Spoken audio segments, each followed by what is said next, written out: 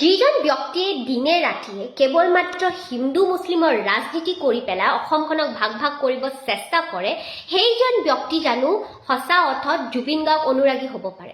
যিজন ব্যক্তিয়ে কেমেৰাৰ সন্মুখত কেৱল মাত্ৰ হিন্দু মুছলিমৰ কথা কৈ পেলাই অসমখনক ভাগ ভাগ কৰিবলৈ চেষ্টা কৰে, তেওঁ জানো জুবিন গাৰ্গ ফেন হ'ব পাৰে?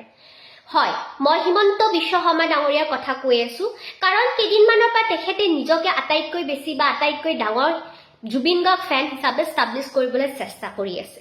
কিন্তু তেখেতে হয়তো পাহৰি গৈছে যে জুবিন গাৰ্গ ডাঙৰীয়াই কৈ গৈছিল, মোৰ কোনো জাতি নাই, মোৰ কোনো ধৰ্ম নাই, মই মানুহ।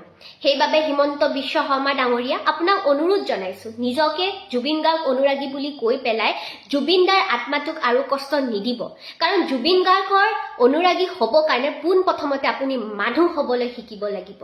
সকলো ব্যক্তিকে আপুনি সমান চকুৰে চাবলৈ শিকিব লাগিব।